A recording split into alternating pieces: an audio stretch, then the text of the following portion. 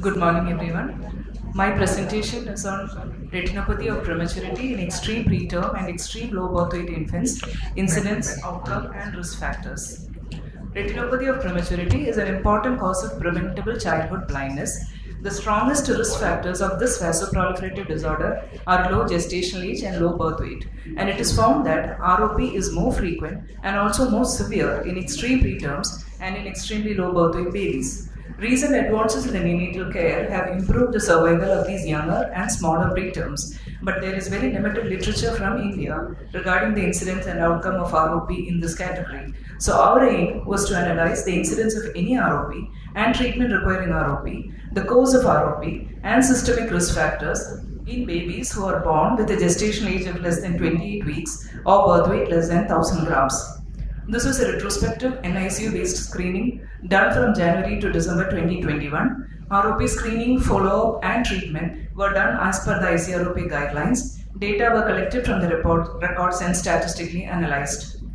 We had 54 babies with a mean gestational age of 27 weeks and birth weight of 847 grams. At the initial screening itself, almost 24% of the babies had some form of ROP, which was detected at a mean time of 33.8 weeks.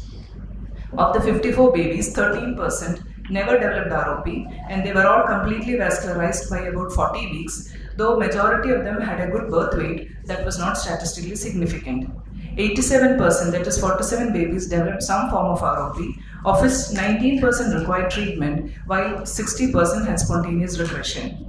Among those with spontaneous regression, 75% had a normal regression by about 44 weeks, whereas 25% had a delayed regression by 54 weeks. And when we looked into the zone, we found that 95% of those with zone 3 had a normal regression, whereas 71% of those with zone 2 disease had a delayed regression, and this was statistically significant.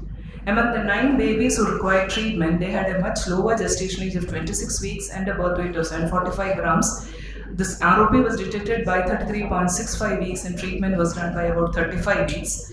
6 babies with aggressive ROP required anti-VEGF injection, of which 2 of them also required laser. 2 babies with type 1 ROP and 1 baby with hybrid ROP were successfully managed by laser.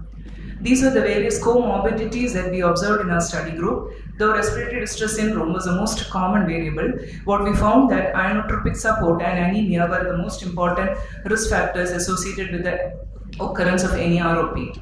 Coming to the discussion, we can say that the incidence of any ROP and the treatment requiring ROP in our observation was similar to what that is reported from the West, and this is a reflection of improved neonatal care. The temporal profile of ROP as well as the cause of ROP is also similar, but the point here is those with the zone 2 disease have a delayed regression, implying that these babies require a longer follow-up. Though multiple comorbidities were found in our study group, the overall outcome was reasonably good because of the implementation of proper NICU protocols ranging from use of blender oxygen, use of pulse oximetry to maintain the saturation, appropriate ventilation strategies, use of CPAP, aseptic precautions, monitoring and correcting anemia, and judicious use of inotropes, because now severe ROP is considered as a quality of care parameter. We could find only 2 similar studies, and comparing to these studies we can say that our babies had a lower mean birth weight and more babies had aggressive ROP, but overall the incidence and outcome was comparable and neonatal risk factors were also similar. To conclude, incidence rate of any ROP and TROP in this study from a developing country is comparable to that from the developed countries, and this was achieved through good neonatal care, timely screening and appropriate treatment. Even though ROP developed in 87%, only about 19% required treatment, and this can be reduced further by improving the neonatal care. And those with zone 2 ROP may require a longer follow-up. Inotropes and anemia can increase the risk, so incorporating these risk factors into the systemic management will help to improve the outcome of this visually blinding condition. Thank you.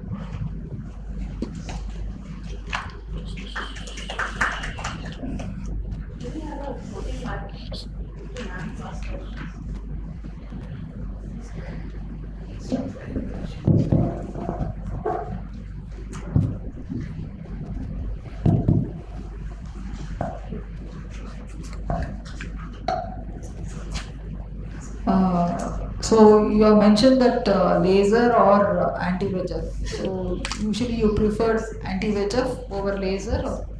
It depends on the type of ROP, the systemic condition of the baby, whether baby can withstand.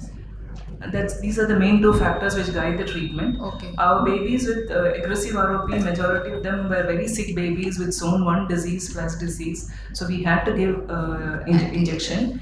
And except for 2 babies, all the others we eventually did laser also 1 month later. But those 2 babies who were treated with intravitreal bevacizumab somehow had good vascularization and they achieved almost complete. So we didn't have to, we were monitoring them for the need for laser, but they did well. Okay, did any of them, did you follow them for like longer duration, whether anyone needed a repeat? A repeat injection we don't give, madam. Like if at all the disease is recurring, we treat with laser. If the ridge is coming back, it is laser. As of now, I don't have personal experience on repeating.